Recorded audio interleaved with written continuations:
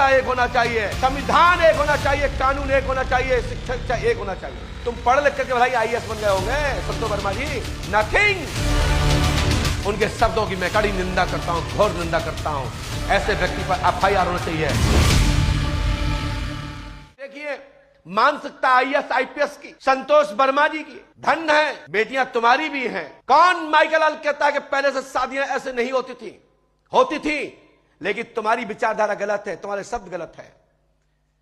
बड़े बड़े ब्राह्मणों की लड़कियां वैश्यों में ब्याही हैं, वैश्यों की लड़कियां ब्राह्मणों में ब्याही हैं, दासों की ब्याही चारों वर्णों में विवाहित देखे जा सकते हैं।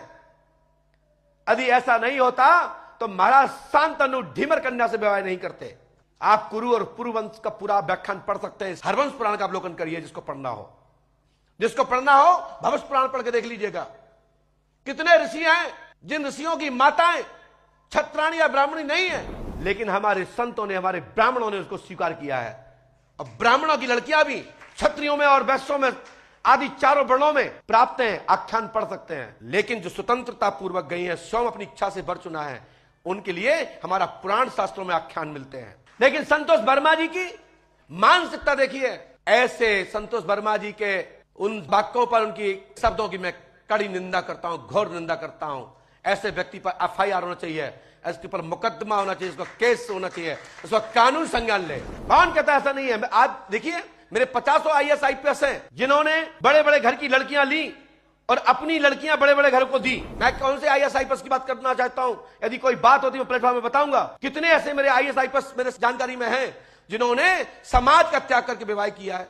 उनकी स्वतंत्रता है, वे स्वतंत्र है, उन्होंने किसी से गुहार नहीं लगाई। और आज भी हमारे यहां कानून इसका समर्थन करता है। 18 साल होने पर लड़का लड़की स्वतंत्र है। यह कोई नई मांग नहीं है कि 4 वर्णों में शादी होने दो। अरे वर्ण व्यवस्था अपनी जगह पर है, वर्ण व्यवस्था को कोई माइकल खत्म नहीं कर सकता। चारों वर्णों की अपनी अपनी व्यवस्था है।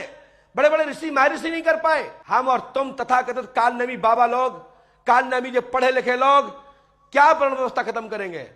मैं कहता हूं मानवता एक होना चाहिए, संविधान एक होना चाहिए, कानून एक होना चाहिए, शिक्षा एक होना चाहिए। परंतु लोग कहते हैं कि अपनी बेटी रोटी बेटी होने दो। अरे मूर्ख, तुम पढ़ लिख करके भाई आईएएस बन गए होंगे संतोष वर्मा जी, नथिंग। हमारे यहां पहले से व्यवस्था है, कोई तुम्हें स्वीकार तो करे। अब तुम्हारी बेटी कोई ब्राह्मण को हो जाए तो तुम्हारा दुर्भाग्य। ब्रह्म के लेख को मिटाया नहीं जा सकता। वर्मा जी ध्यान रखें, आपने ब्राह्मणों के ऊपर अंगुली उठा करके ये बात कही, जो कि पूर्व में ऐसे कई घर हैं साहब। हमारे बीच में बहुत सारे लोग बैठे हुए हैं, मीडिया से भी लोग हैं, और आप लोग की बुद्धिस्ट समाज है। ऐसे कितने परिवार हैं आपके बीच में ही, तुम्हारे घर में ही दूसरे परिवार की लड़कियां तुम्हारे घर में आई हैं और आपकी लड़कियां दूसरे घर में गई हैं। कितने परिवार में बता दूं, किस समाज में बता दूं जिसमें ना हो? लेकिन स्वतंत्रता है, कानून है हमारे देश में।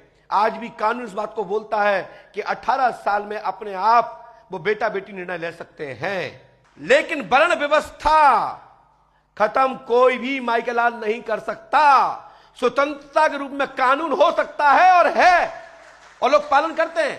कई परिवार इसके ओट लेकर के, मां बाप, बड़े बड़े नेताओं की बेटियां, आईएएस आईपीएस की बेटियां, छोटे घराने से लेकर बड़े घराने तक, बड़े घराने से लेकर छोटे घराने तक की ऐसे कई फैमिलियां हैं जो परिवार चल रहे हैं। हमारे यहां किंवदंती में मिलता है, यूट्यूब के माध्यम से मैंने देखा।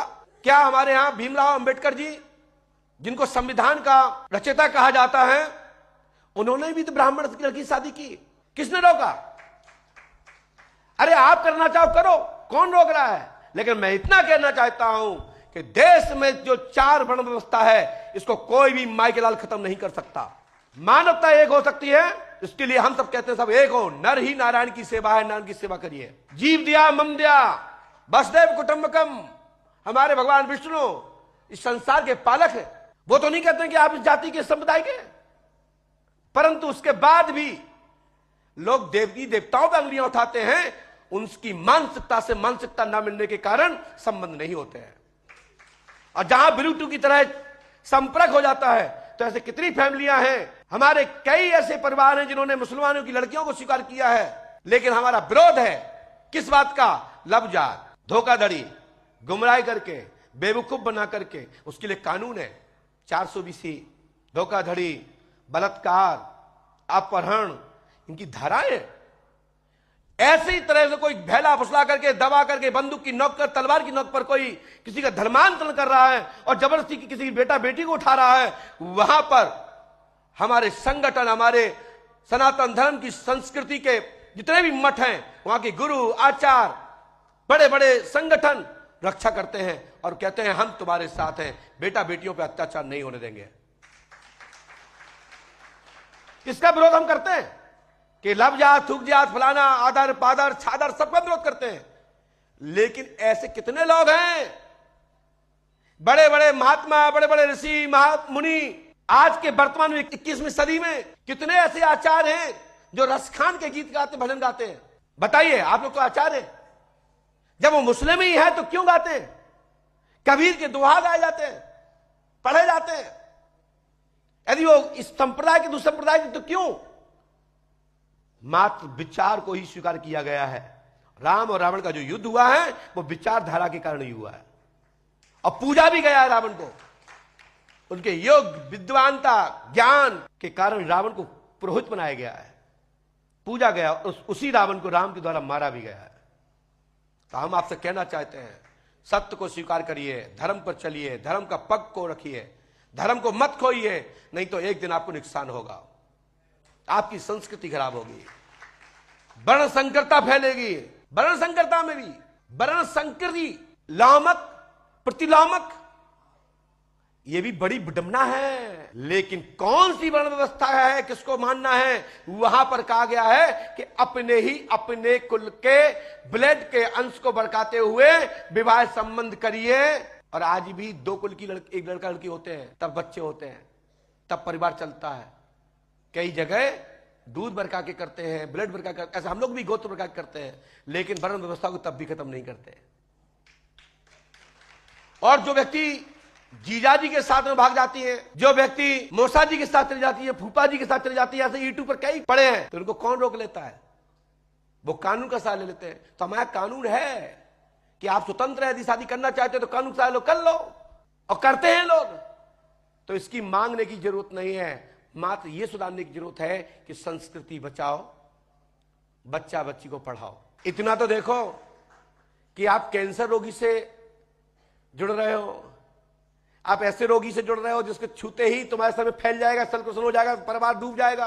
वर्ण संकरता से बचो और अपने वर्ण की व्यवस्था सुरक्षित रखो। बाकी जिसको जिससे शादी करना है तो कानून है, कौन रोक लेगा? कई विधायकों की, सांसदों, मंत्रियों की लड़कियां भग गई, नहीं रोक पाई। ड्राइवरों ने उन विधायकों पे, मंत्रियों पे आरोप लगा दिया कि मेरा बाप मारना चाहता है। तो क्या कर लिया? उस सांसद जी ने क्या कर लिया, मंत्री जी ने क्या कर लिया, विधायक जी ने, और लड़कियां खुले उनके ड्राइवर के साथ चली गई है। उत्तर प्रदेश की घटना में यह जिक्र है, यूट्यूब पर देखा जा सकता है। कानून का सहारा लिया। लेकिन मैं आप सबसे कहना चाहता हूं, इससे बचो, भारतीय संस्कृति को पालन करिए। आप लोग सनातनी हैं, आप भारत के 4 स्तंभ हैं, आप 4 वर्ण हैं।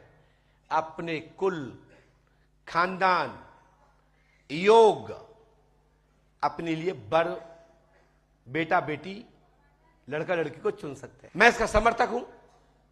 पक्का कोई प्यार है किसी का, करिए, कौन रोक लेगा? अभी कई बाबाओं के साथ में दाएं हाथ बाएं हाथ बने रहते हैं।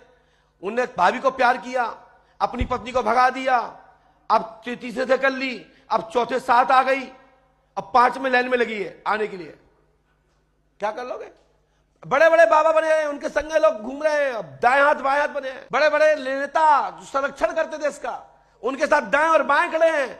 उनके ऊपर देखा जाए तो 50 मुकदमों से, केसों से घिरे रखे हुए हैं। ये मैं बात इसलिए कह रहा हूं, ये संतोष वर्मा जी के घोर आपत्तिजनक बयान पर मैं घोर निंदा करता हूं।